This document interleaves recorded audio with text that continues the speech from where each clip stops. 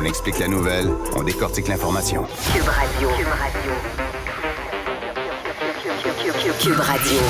En direct à LCN.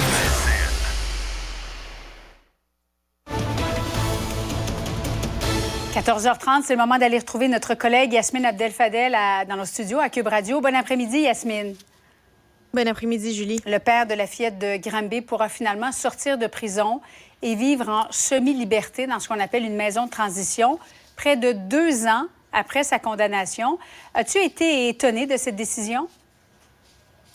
Plus qu'étonnée, ébranlée, je te dirais, Julie. La petite fille de Granby là, est décédée en avril 2019. Pour moi, ça, c'était hier. Là, Et c'est pas que c'est quelqu'un qui n'a pas porté assistance à sa fille alors qu'elle était en situation de difficulté à cause de sa conjointe.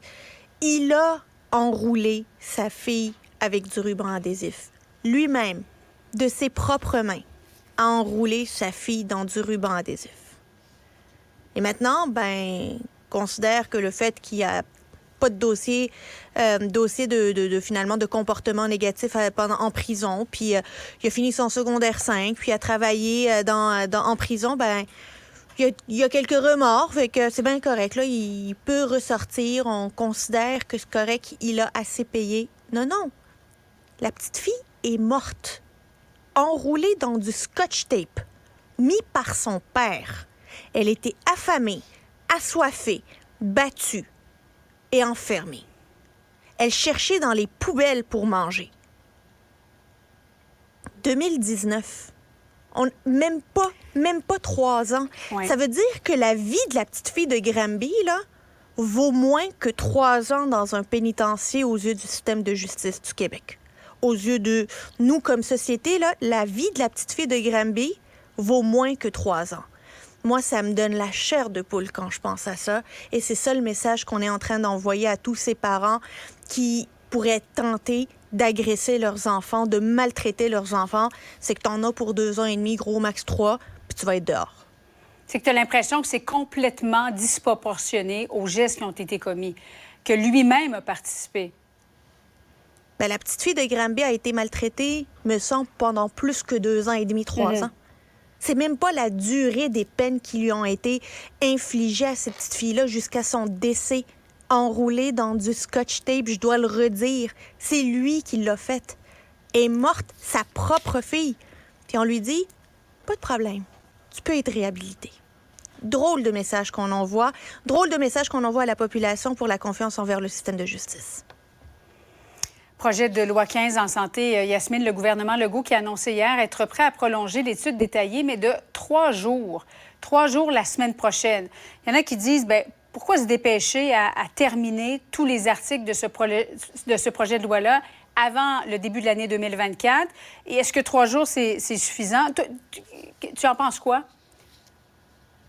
Je trouve qu'il y a beaucoup d'hypocrisie dans la gestion de ce dossier. Bon, ça fait 9 mois que le projet de loi est étudié. Il y a eu beaucoup de retard, notamment dû au gouvernement. Là, c'est pas juste les oppositions qui ont retardé ça. Le gouvernement a déposé plusieurs amendements, des centaines d'amendements, ont reculé, avancé, mené des discussions sur certains articles. Ça a contribué à rallonger le délai. D'un autre côté, le gouvernement est majoritaire. Là. On le sait que le projet de loi va passer, peu importe ce que les partis d'opposition pensent. Là. Ils n'ont pas besoin de l'approbation de l'opposition pour que le projet de loi passe. Oui. Alors, là, le gouvernement nous dit on va donner 3 jours supplémentaires. 3 jours parce qu'ils ne veulent pas être pris avec l'étiquette d'avoir imposé un bâillon sur ce projet de loi, certainement pas après les sondages catastrophiques qu'on a eus. J'ai l'impression que les libéraux sont un peu tombés dans le piège. Québec solidaire, c'est pas encore sur quel pied danser. Puis le PQ dit, si vous voulez l'adopter, assumez votre décision, imposez le bâillon, puis vivez avec les conséquences politiques du bâillon. Mais nous, vous n'allez pas commencer à nous pousser dans le dos pour faire votre job politique puis vous donner bonne conscience comme quoi vous avez donné 3 jours supplémentaires pour l'étude. Et il n'y a rien qui empêche le gouvernement à revenir au mois de janvier pour l'étudier. Là. C'est l'échéancier du gouvernement qu'il s'est imposé à lui-même et qu'il veut imposer aux législateurs. Moi, je pense que le gouvernement devrait juste assumer ses responsabilités politiques, ses décisions politiques et de ne pas faire assumer les oppositions sa stratégie à lui. Yasmine Abdel-Fadel, merci beaucoup, Yasmine. Bon après-midi. Merci, Julia. Voilà qui conclut l'émission d'aujourd'hui. Merci à toute l'équipe de recherche et de mise en onde. Pour ma part, je vous retrouve très bientôt pour un autre épisode sur Cube Radio. Cube Radio à la télé, dès le 11 janvier. Voir une radio pas comme les autres? Cube Radio, bientôt à l'écran. Une radio pas comme les autres. Cube